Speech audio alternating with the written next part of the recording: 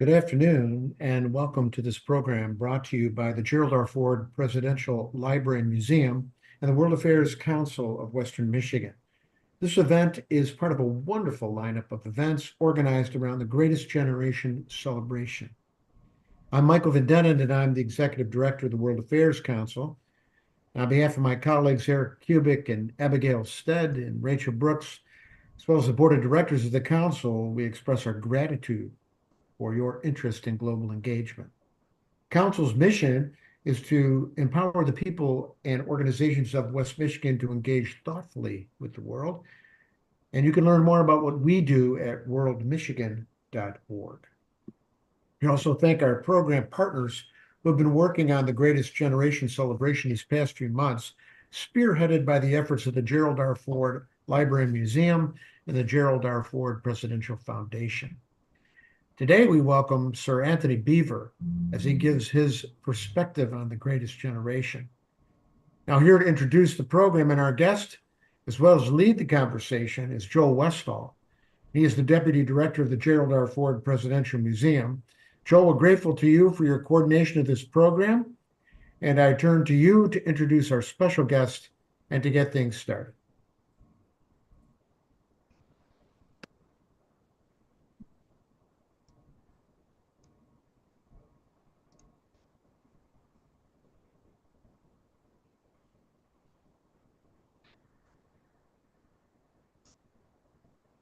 Thank you, Michael. Good afternoon to all of those who are watching from the States, and good evening to all of those who are joining us from the UK. My name is Joel Westfall. I am the chairman of the Greatest Generation Celebration, as well as the deputy director of the Gerald R. Ford Presidential Library and Museum in Ann Arbor and Grand Rapids, Michigan. Introducing Sir Antony is about one of the easiest jobs one can ever be assigned to. Mainly because everyone knows, who even knows a little bit about the Second World War, knows who he is. To me personally, and to many others who study and lecture about the Second World War, he is the GOAT. To those in England who might think that is an insult, it's not. It stands for the greatest of all time. Sir Antony's work on the Second World War, be it his books on Stalingrad, Berlin, the Battle for Normandy, Crete. The single-volume history on the Second World War was, for example, a #1 bestseller in Britain and 4 other countries, as well as a bestseller in another 5. We also have to include Ardennes, 1944, Hitler's Last Gamble, another international bestseller. We also have to add Arnhem, the Battle for the Bridges. To date, Sir Antony Beevor has sold more than 9 million copies of his books. He also holds too many awards for me to relate all of them to you. Once again, I am honored and privileged to welcome Sir Antony Beevor to the digital stage. Sir Antony? Joe, thank you very much indeed. On February the 9th, 1933, Oxford University Society, the Oxford Union, debated a motion which stated that this House will in no circumstances fight for king and country. The motion passed by a vote of 275 to 153, largely due to revulsion at the recent memory of trench warfare in Flanders. The vote, often referred to as the king and country debate, became a significant news story in Britain as well as internationally, sparking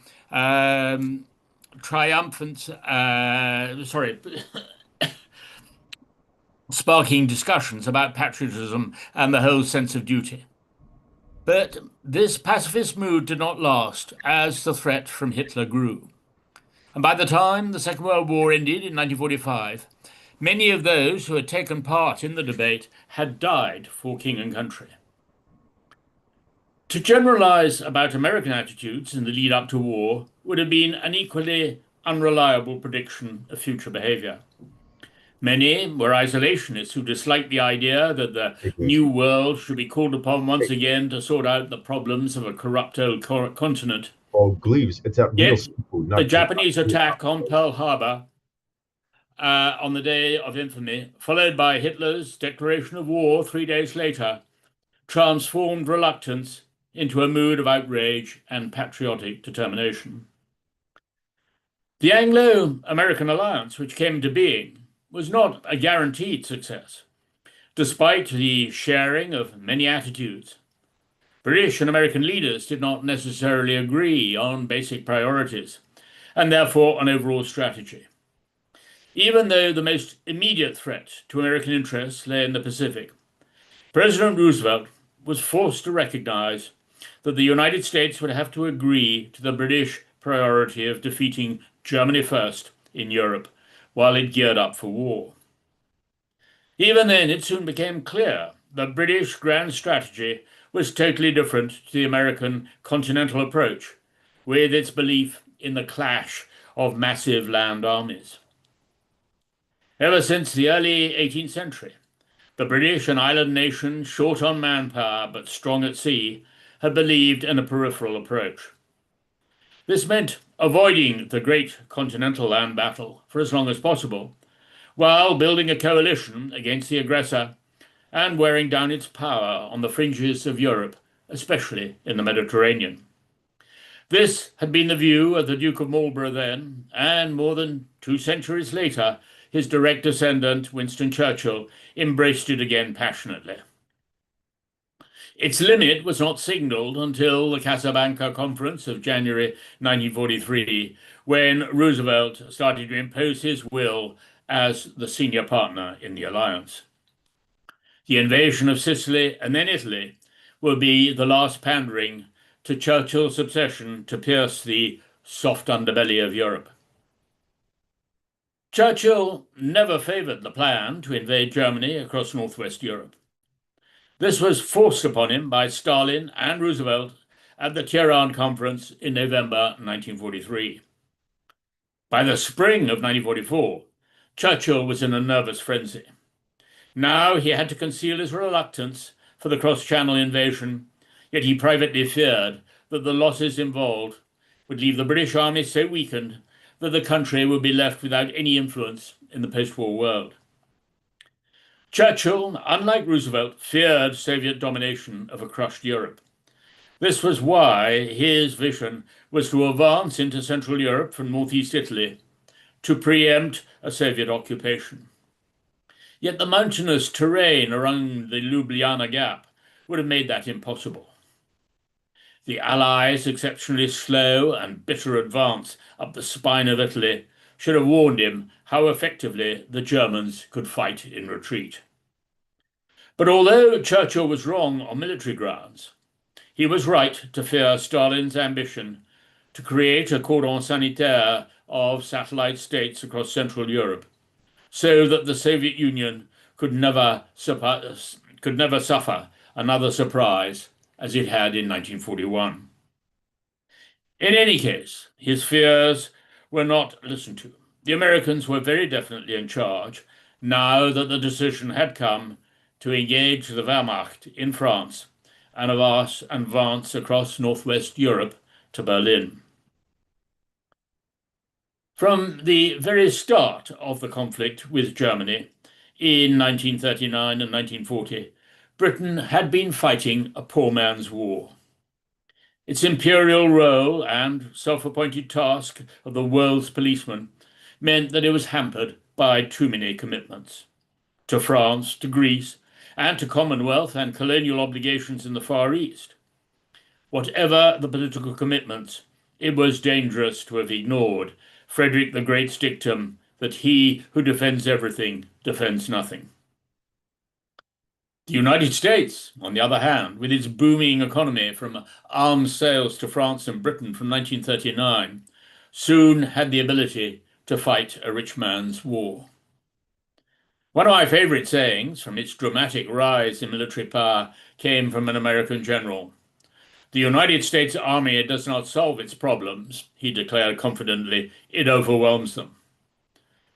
No British general would ever have been in a position to utter such a view, especially after the evacuation from Dunkirk at the end of May 1940 and the determination to fight on. This was the first geopolitical turning point of the war, in the sense that Hitler lost the only chance of a single front war against the Soviet Union. Most of the men of the British Army at Dunkirk were saved thanks to the Royal Navy, civilian volunteers in little boats, and a miraculously calm sea. But the loss of equipment and vehicles was catastrophic. The British Army in France had in fact been more mechanized than its German opponents, whose infantry divisions had struggled to keep up with their panzer formations. So had the French army, and their surrender gave the Wehrmacht a large proportion of the motor transport which it deployed later in Operation Barbarossa, a failure for which Stalin did not forgive them. Nevertheless, the British loss of equipment had a doubly disastrous effect. The urgent need to rearm in the face of what was thought to be an imminent German invasion meant that the rush to replace everything meant that there was no time to redesign and improve weapons or armoured vehicles and retool factories. Only superannuated models could be replicated. And this had a knock-on effect for much longer than should have been allowed. British tanks continued to be built with 2-pounder guns incapable of penetrating German armour. This was hardly good for the morale of tank crews. It would take until 1944 before the first British tanks were equipped with the 17-pounder gun, which could take on the German tanks in their 88mm with confidence. In retrospect, it is amazing that the Anglo-American alliance worked at all, considering how different the two countries' armies were in almost every way: culture, tradition, tactics, strategy, professional standards, administration, and social attitudes. The most obvious contrast came with D-Day, the greatest undertaking of the whole war. The planning for Operation Overlord was meticulous. Nothing was left to chance. The instructions issued by staff officers ran to many hundreds of pages. In true British style, nervousness was camouflaged with jokes. Operation Overlord became known as Operation Overboard. With so much at stake, both Americans and British planners suffered from D-Day jitters, as they were known. But one of General Bradley's staff officers, the wonderfully named Colonel Bonesteel, observed later, the British had a much greater fear of failure. This was indeed true. After all the German blitzkrieg victories early in the war, and then more recently, the disastrous raid on Dieppe in August 1942, to say nothing of manpower shortages and weariness after 4 years of war. It is just worth mentioning here that historians have tended to overlook one important unintended consequence of the Dieppe fiasco. Its conspicuous failure, in which Canadian forces suffered so badly, lulled Hitler and even some German commanders into an exaggerated sense of security in the strength of their Atlantic wall. When it came to D-Day itself, on the 6th of June 1944, British performance varied wildly. Paratroopers in the 6th Airborne Division and the glider troops who captured the bridges at Bénouville displayed great dash and courage. Yet the performance of some infantry battalions revealed a distinct lack of drive. An astonishing number of soldiers, recovering from seasickness in the landing craft and tired from wading in through the waves, felt relieved to have survived the landing. They believed that they'd earned the right to a cigarette and a mug of tea. Some actually started to brew up on the beach, even though it was still under enemy fire. The British naval beachmasters, scarcely believing their eyes, yelled at them furiously to advance inland and chase the Germans off. Both Canadians and Americans were bemused by the British Army's apparent inability to complete a task without a break for tea. They also noticed a widespread reluctance to help other arms. Infantry often refused to fill a crater or get a vehicle out of difficulties. And when not engaged on an engineering task, sappers failed to fire at the enemy. It is hard to tell whether this demarcation mentality arose out of a trades union mindset or out of the regimental system, both of which cultivated a tribal loyalty with its own weakness as well as strength. In any case, there can be little doubt that the unemployment and the political tensions of the Depression years in the 1930s had influenced attitudes in the British Army far more deeply than it had across the Atlantic. Now, this was partly because British Army regiments still reflected the class-based hierarchy of a traditional monarchical society. Up until the outbreak of war, a professional approach to military skills had been seen as almost vulgar in the officers' messes of fashionable outfits, such as the Guards, the cavalry, or rifle regiments. In peacetime, subalterns had been expected to spend their afternoons like gentlemen amateurs engaged in pastimes such as fox hunting and polo. Platoon sergeants and other NCOs ran things in their absence, and this had an unfortunate consequence. They'd become so used to doing everything by the book that later, when officers were killed or incapacitated in battle, British NCOs showed little initiative when having to step up to take command. The German army, in stark contrast, trained its junior commanders, warrant officers, and sergeants to be ready to take over at a level 2 ranks above their own. They were expected to demonstrate the initiative needed to carry out Auftragstaktik, the accomplishment of mission command. On the whole, consistent professionalism was much more likely to be found in the Royal Artillery, a separate arm with its own proud tradition. Also, the Royal Engineers, even if they did not quite match the warrior ethos of their American counterparts, were highly respected for their skills by the rest of the army.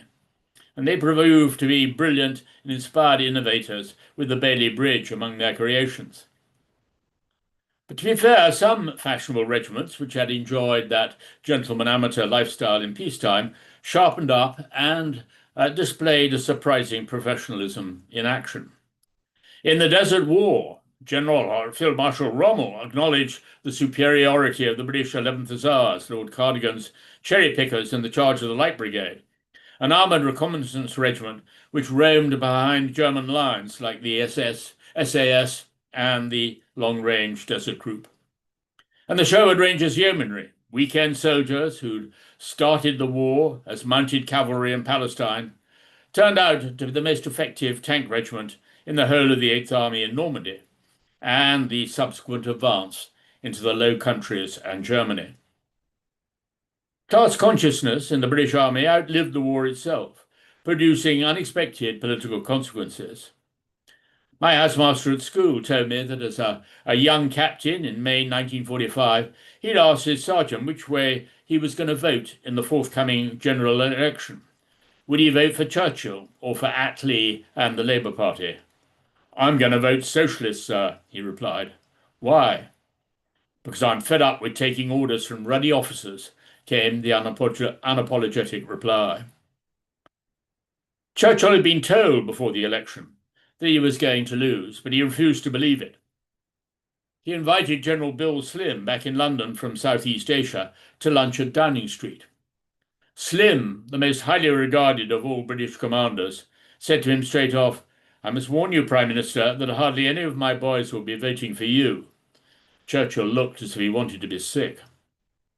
The greatest stroke of irony, however, came from Stalin at Potsdam, when Churchill and Eden were about to fly back to London to hear the results of the election. The Soviet dictator reassured Churchill quite genuinely it was unthinkable that he, as a great war leader, might lose. So a couple of days later, when it was announced that Churchill really had lost the election, Stalin was genuinely shaken, and it confirmed his deepest prejudice. Democracy really was a dangerously unpredictable system of government. But back to 1944 and D-Day. One fault among young British officers often came from a lack of confidence to push their men on. Many of them admitted later that their greatest concern in their first taste of battle was to conceal their fear in front of their subordinates. As most were basically civilians in uniform, they suffered from a sneaking sense of imposter syndrome. Young British lieutenants, having had out-of-date tactics drummed into their heads in battle school, also depended far too much again on their platoon sergeant to tell them what to do next. And the British were also so short of junior officers that they borrowed nearly 700 from the Canadian Army, a system known as can loan. It was also recognised that the young Canadian volunteers usually demonstrated a much greater level of enterprise and initiative. The British Army as a whole tended to be rigid in its outlook and slow to learn from its mistakes. Yet when US Army forces had begun to deploy in the Mediterranean and European theatre, British officers often considered themselves to be the experts simply because they had been at war first. They sometimes made snide remarks about American newcomers and their inexperience, such as "How Green Is My Ally?", a play on the title of the famous bestseller and movie How Green Is My Valley. Even Churchill, the greatest advocate of the alliance, joked that the Americans always arrived at the right solution, having tried everything else first. But more open-minded British generals were forced to acknowledge privately that the Americans were not afraid to experiment, while the British clung too much to a fixed staff college mentality. The British Army's reluctance to adopt the German and American system of armoured infantry and half-tracks integrated with tanks was one of the most conspicuous drawbacks of its entrenched regimental system, which dated from the late 17th century. Regimental loyalties, whether to an infantry or cavalry identity, may have provided powerful bonds at lower levels, but it did little to encourage innovation.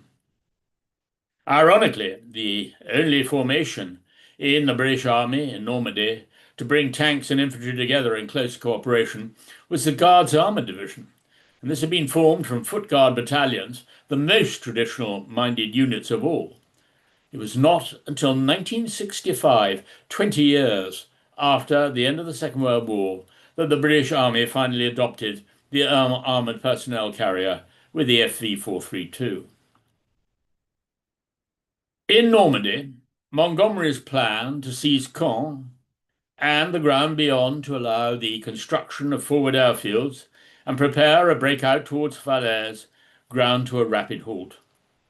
The arrival of German formations, panzer formations on the British front, the 12th SS Panzer Division, Hitlerjugend, the Panzerlehr Division, and the 1st SS Panzer Division, Leibstandarte Adolf Hitler, meant that within 4 days, by the 10th of June, the pattern of the battle had begun to take a very different course to the one Monty had envisaged. It also proved very different to what the German commanders had planned. Field Marshal Gerd von Rundstedt and General Georg von Schreppenberg, the commander of Panzer Group West, had wanted to launch a massive panzer counterattack to sweep the Allies back into the sea. But now they had to split their panzer formations to strengthen their weak infantry divisions just to hold the line. And this they did to deadly effect, using camouflage, a flexible defence, and anti-tank guns. So, despite massive air support with field and even heavy naval artillery, the British and Canadian attempts to break through failed. General Montgomery, partly for reasons of morale but also out of vanity, could not admit that his master plan, as he called it, had gone wrong. He was forced to accept that all the British Second Army could hope to do was to hold down the German Panzer Division on its front, while the Americans seized the Cotentin Peninsula and Cherbourg. Sadly, Montgomery was not frank with his American allies, and especially with Eisenhower, his supreme commander. They became infuriated with what they saw as his complacency and his disingenuous claim that he had foreseen this all along. Montgomery's arrogant attitude towards US Army commanders did terrible damage to Anglo-American relations. In July, pressure built up from Eisenhower's headquarters and from senior RAF officers to have Montgomery relieved of his command. He was almost certainly saved by his reputation as the victor of Alamein. To have sacked him at this stage would have been too great a blow to British pride and morale. Yet Montgomery, for all his disingenuousness, was right to accept the reality of the situation. With the bulk of the Panzer forces and 88mm anti-tank guns concentrated against the British on the left, there was no real alternative to the new plan, which made a virtue out of a very painful necessity. This was for the British and the Canadians to hold down the German panzer divisions on their front to allow the Americans to break through further to the west. If only Monty had owned up to the Americans and not kept trying to claim that he was about to achieve a major breakthrough, when in fact he knew he could not risk heavy casualties because of British manpower shortages. Churchill has also made clear to him that if Britain ended the war with a drastically diminished army, as I mentioned earlier, she would have had little influence on the post-war settlement. Inter-service cooperation between the British Army and the Royal Air Force also left much to be desired. Montgomery was loathed by the British air chiefs for having taken all the credit for himself in North Africa without acknowledging the vital contribution of the Desert Air Force. And in Normandy, he treated them with great arrogance, seeming to believe that he could just whistle up their heavy bomber squadrons of Lancasters as flying artillery whenever his ground forces failed to break through. Ground-air cooperation was far better when it came to fighter bombers.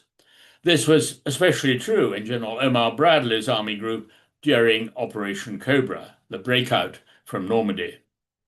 Each US Army Combat Command or large battle group had an air support party, riding in tanks provided on Bradley's orders for Air Force liaison officers.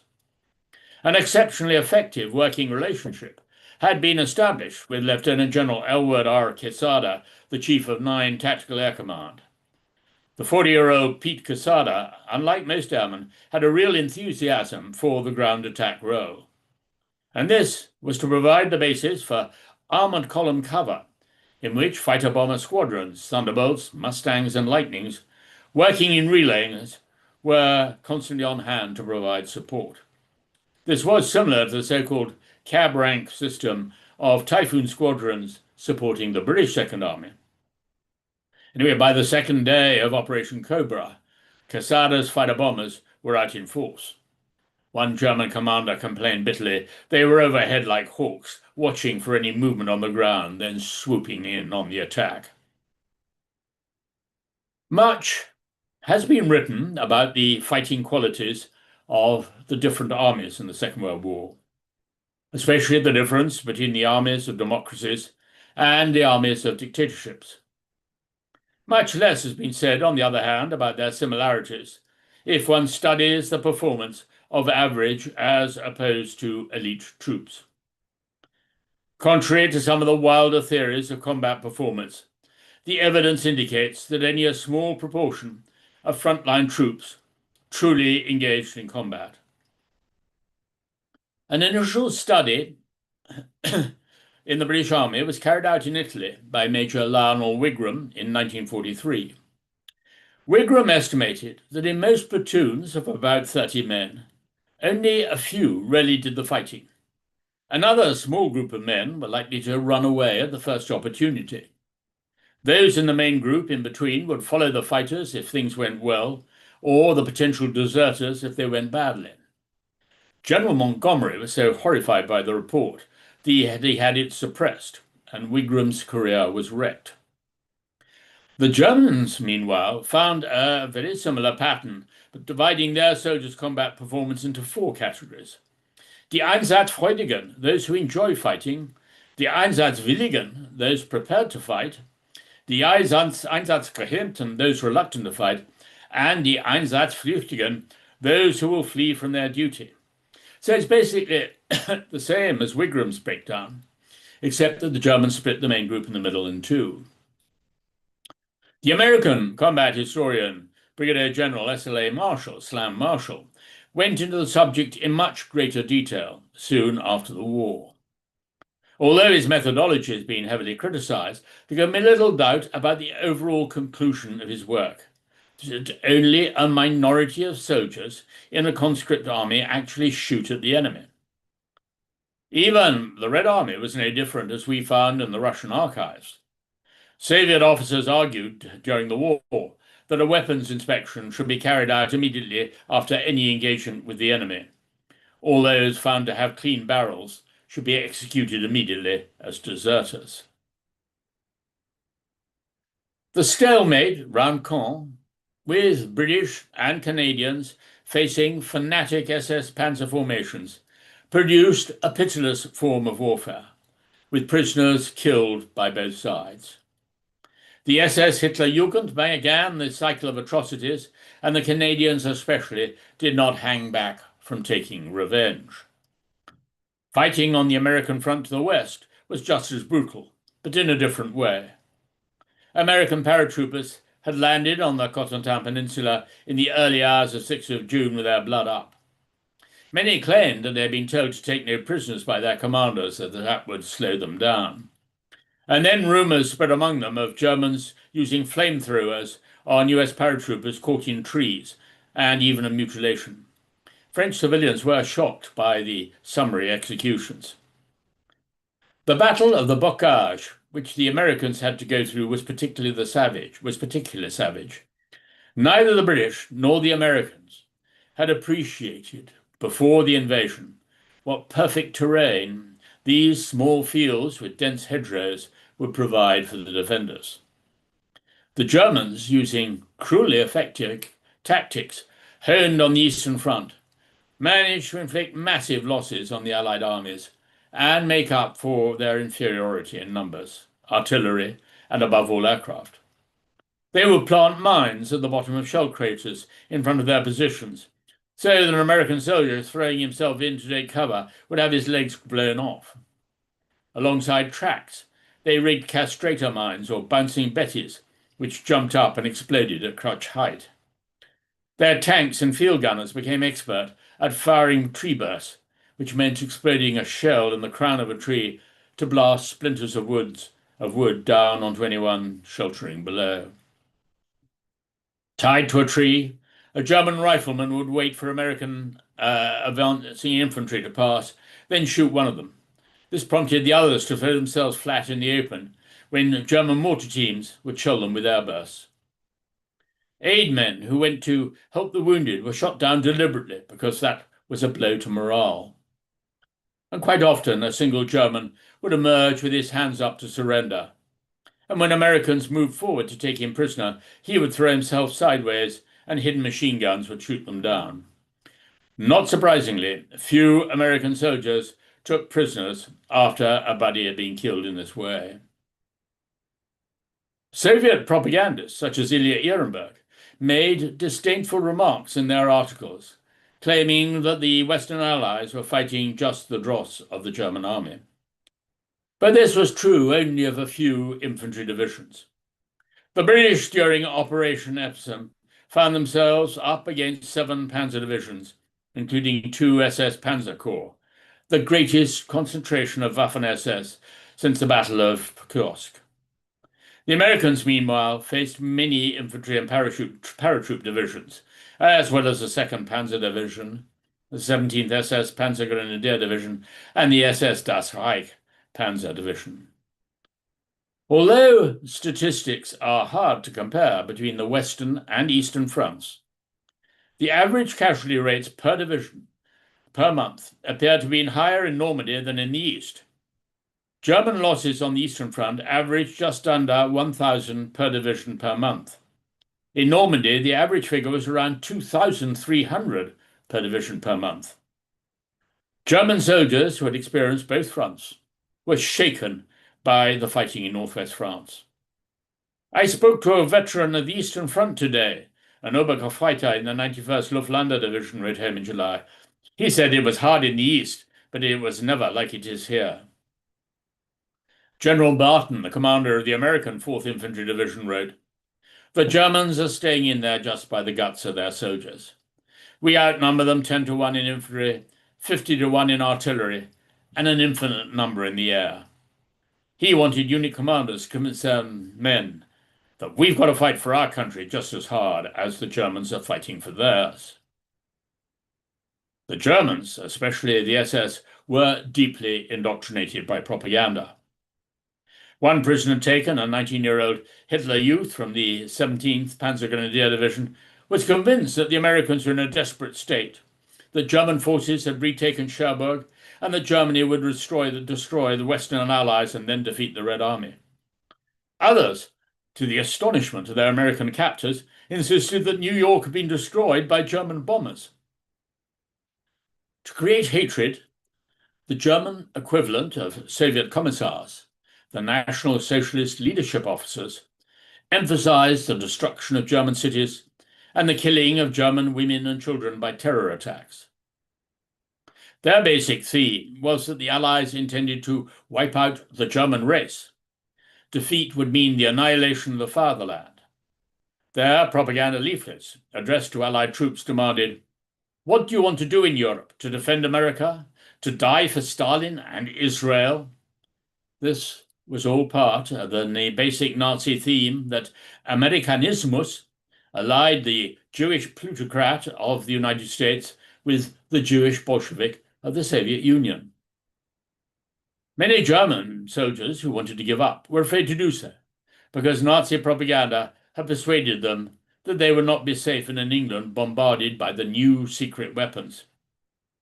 "Captivity is also a tricky matter," wrote a German corporal. "Some would go, but they fear the V2 and V3. 3 days later, he wrote home, still preoccupied by the dangers of surrender if Germany really were to kill the war. "If a German soldier deserts to the enemy, the family receives no support, and if we were to win the war, the Lancer would be handed over and would have to face his fate." None were more committed than the Waffen-SS. They were told before the invasion by their officers that any of them who surrendered to the enemy without being seriously wounded would be treated as traitors. But perhaps the most horrific story of SS discipline came from an Alsatian drafted into the 1st SS Panzer Division, the Leibstandarte Adolf Hitler. A fellow Alsatian in the 11th Company of the 1st SS Regiment, who'd also been forcibly recruited, deserted and tried to escape in a column of French refugees. He was spotted by members of their regiment and marched back under escort. Their commander then ordered members of his own company to beat him to death with their rifle butts and spades. With every bone in his body broken, the corpse was thrown into a shell hole. The captain declared to his men that this was an example of Kameradenerziehung, an education in comradeship. It was hardly surprising that the British and Canadians captured so few SS alive. In the main British base hospital near Bayeux, the senior medical officer, Colonel Fraser, recounted how he used to make his rounds of the wounded German prisoners. They all smiled back when he greeted them. Then, warning men one morning, they all turned their backs on him. The chief nursing sister told him that a wounded SS soldier had been brought in, and they were now afraid of showing any friendliness to their enemy. Fraser examined this SS trooper, who was in such a serious condition that he needed a blood transfusion. But as Fraser recorded, once the needle was in, the passionate young Nazi suddenly demanded, "Is this English blood?" When told that it was, he pulled it out, announcing, "I die for Hitler," which is in fact what he did. Fraser noted. The other German prisoners soon became friendly again. Badly wounded prisoners from the 12th SS Panzer Division behaved in a similar way. Churchill's aide, Jock Colville, then serving as a Mustang photo reconnaissance pilot, heard from a young British nurse about her experiences. One boy of about 16 had torn off the bandage with which he had dressed his serious wound, shouting that he only wanted to die for the Fuhrer. Another had flung in her face the food she'd brought him. She quelled a third by threatening to arranging for him to have a transfusion of Jewish blood. One could hardly imagine a British or Canadian prisoner of war wanting to die in this way for Churchill or King George VI, or an American soldier wanting to die for President Roosevelt.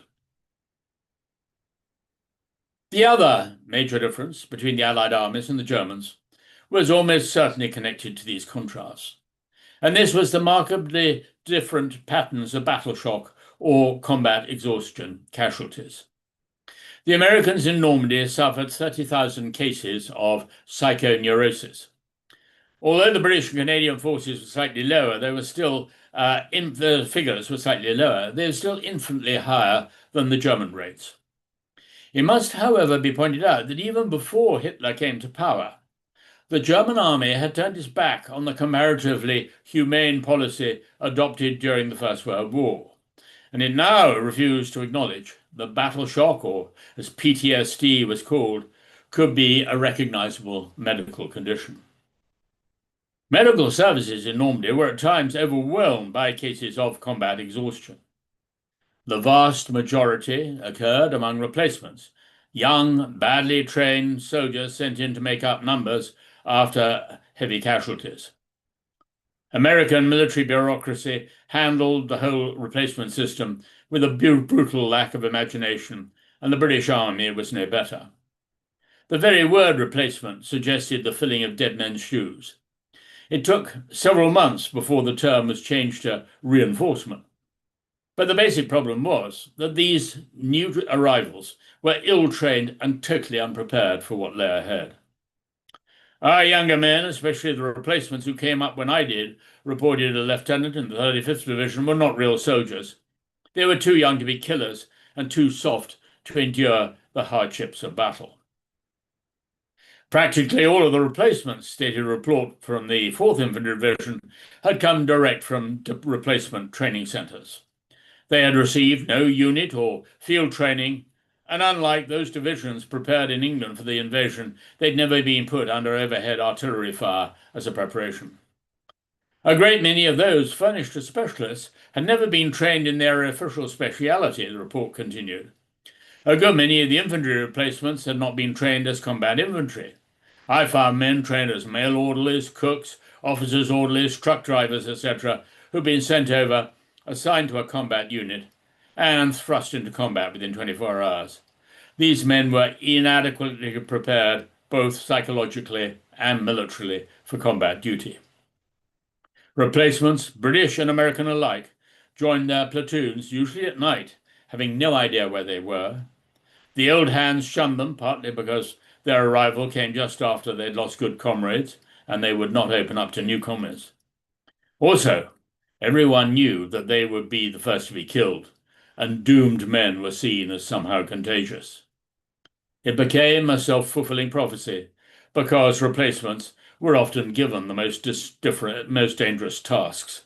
A platoon did not want to waste experienced men. Many went into shock as soon as they came under fire. Aid men found themselves having to act as counsellors to replacements curled in terror at the bottom of their foxholes. These boys were convinced that they were under direct fire because of the intense vibrations in the earth from shells landing some distance away. The aid men had to try to persuade them to stick their heads out of the hole to see that they were not in immediate danger. Whenever the company advanced, a guide sergeant was placed in the rear of the platoon to grab any of them who panicked. German officers, on the other hand, would have shaken their heads in amazement at the softness of Allied discipline. Their reinforcements arrived at the point of a boot, and if they shot themselves through the hand or a foot, they were executed. An Obergefreiter with the Luftlandser Division wrote home to say that Kammer, a capable and brave lad, stupidly shot himself through the hand. Now he is to be shot. Their only hope to escape the fighting was a nice Heimatschuss, a bullet wound just severe enough for them to be sent home. Soon after the war, both British and American Army psychiatrists wrote that they had been struck by how few cases of combat exhaustion they had found among German prisoners of war, even though they had suffered far more under the massive weight of Allied bombing and shelling. They concluded that the Nazi regime's constant warlike propaganda since 1933 had certainly helped prepare their soldiers psychologically for the rigors of combat. In a fairly similar fashion, one could say that the great hardships of life in the Soviet Union following the Russian Revolution, the Civil War, and the famines, all combined with a non-stop diet of Stalinist propaganda, had toughened all those who'd served in the Red Army. The armies of Western democracies could never have been expected to withstand the same levels of suffering as the Red Army at Stalingrad. All of this raises many questions today, starting with that vote at the Oxford Union in 1933, before the threat of war became clear. Recent polls in the United Kingdom suggest that there is probably even less appetite today among the young to volunteer for military service, despite the threat of another war in Europe becoming increasingly evident. The whole ethos of collective loyalty, whether to regiment or to trade union, which earlier generations had embraced, started to disintegrate in the 1980s. Globalization and the me generation accelerated the process. Of course, there will be some pockets of intense patriotism and a sense of duty which will reignite in the population, but will they be enough? And just as significantly, in a post-COVID generation, how many will respond to their call-out papers by citing physical and psychological disabilities to avoid combat? One thing is certain. It will be a far, far higher proportion of the population than those who declared that they were conscientious objectors when the call-up came in 1939 and afterwards. Thank you very much indeed.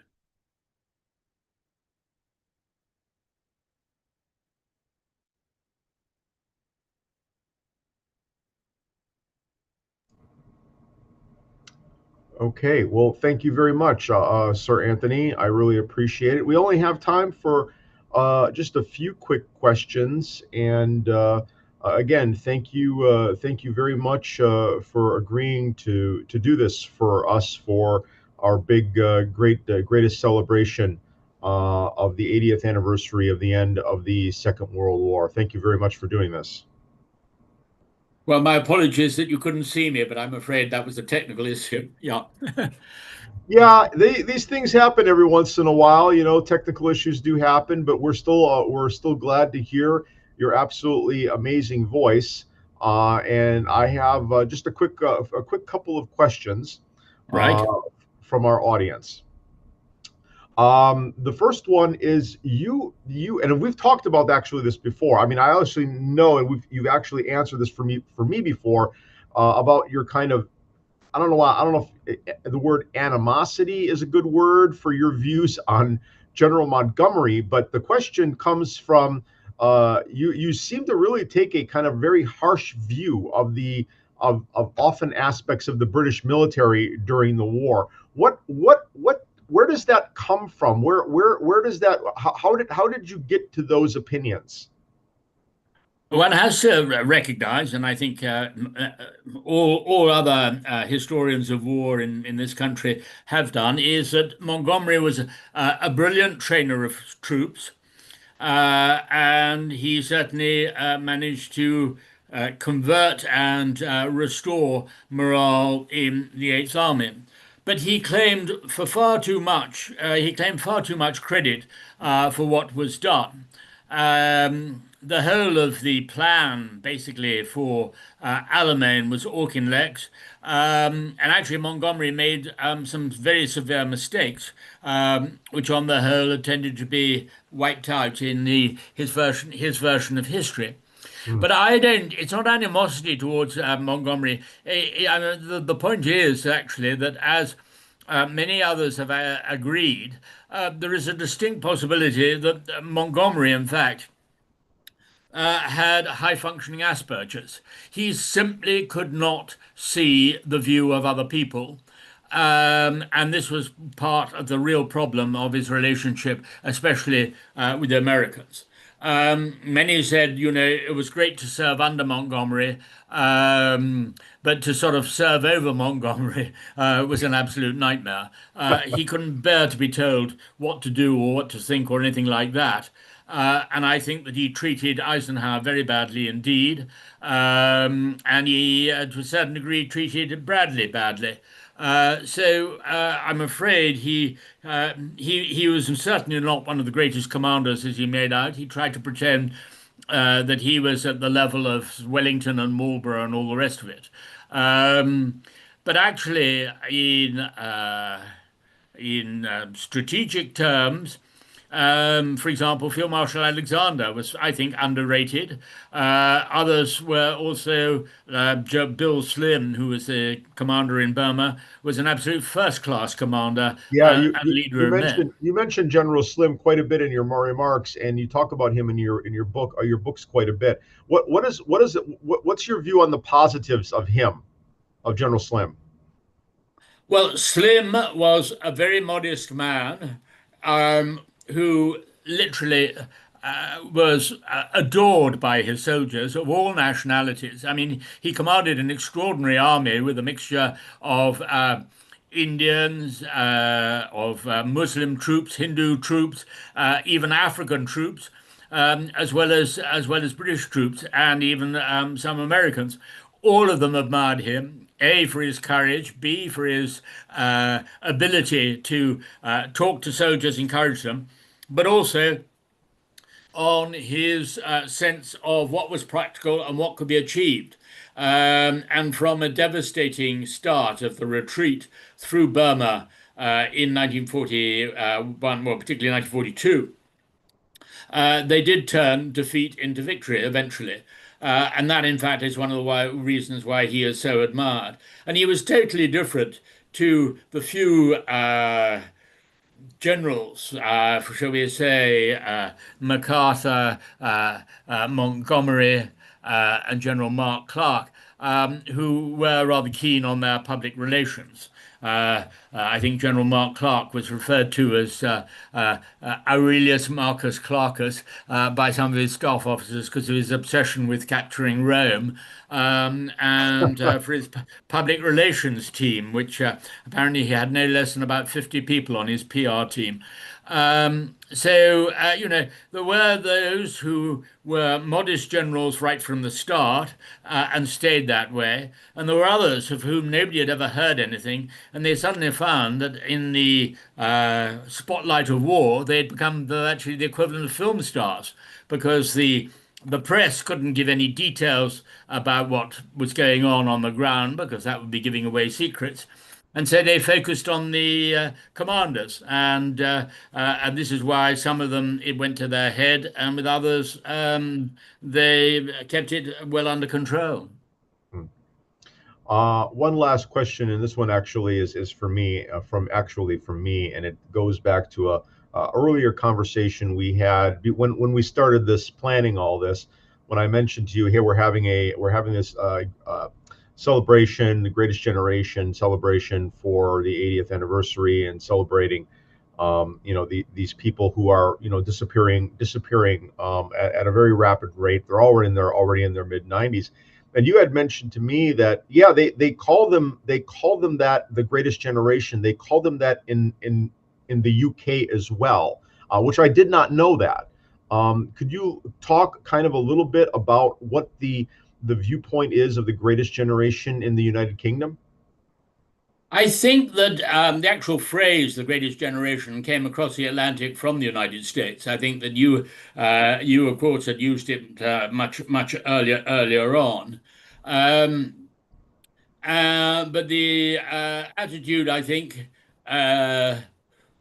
was something which sort of probably grew up later on. I think one of the problems with the British was that when the war ended, the country was bankrupt. Everybody was exhausted and all the rest of it. And the only thing we really had to sort of cling to, if you like, at that stage, when even by the late 40s, Germany was rebuilding rapidly. France's economy was taking off. The rest of Europe was doing very well, and Britain was still stuck in an economic depression of the worst order, with rationing, which went on into the 1950s. And I think that there was a collapse in sort of morale And this is also when those who knew about what had happened during the war, the suffering of many of the soldiers, particularly those in the Far East and others, um, felt that they hadn't been sort of recognized enough. And as a result, I think the attitude towards those former soldiers, sailors, and airmen too was one of increasing admiration. And also, especially with some of the wartime films which were made at the time of the Battle of Britain and Reach for the Sky and so forth, bringing it home. But unfortunately, then in Britain, there was during the period of sort of the 1970s when we were seen as sort of the sick man of Europe, the attitude there changed slightly to one of a rather aggressive defensiveness about, well, Europe might be doing well, but we won the war and, we saved Europe and all the rest of it. And is always slightly undermined or has not helped Britain's relationship with the rest of the continent, even though, there was genuine gratitude on the continent for Britain's role for having held out at that crucial moment in 1940, the first, as I say, the first turning point of the Second World War. Because otherwise, there might have been a sort of an almost permanent Nazi dictatorship over Europe itself. Right. Well, Sir Antony, thank you very much. It is always a pleasure to have a discussion about the Second World War with you, and thank you for the past for this particular lecture and for the past lectures you've done with us at the Gerald R. Ford Museum, and then doing this one with the World Affairs Council. I'm now going to turn things over and wrap things up with the man, Michael Van Den. Thank you so much, Sir Antony Beevor. It's an enlightening conversation, and I will be listening to this again. I will be replaying this because there were so many things you touched on that were new to me and were fascinating about this important experience of World War II and the British perspective on it. We've learned much. We've got much to think about. So thank you so much. And Joel, thank you as always for arranging this with Sir Antony and for being the amazing co-chair of the Greatest Generation experience here in West Michigan.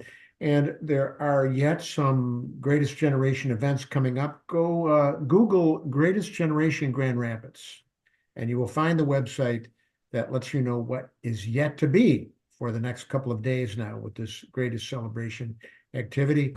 Thanks to the Gerald R. Ford Presidential Museum and the Foundation. And if you want to learn more about what we do at the World Affairs Council, again, go to worldmichigan.org. Thank you all for being with us. Have a marvelous day. Take good care.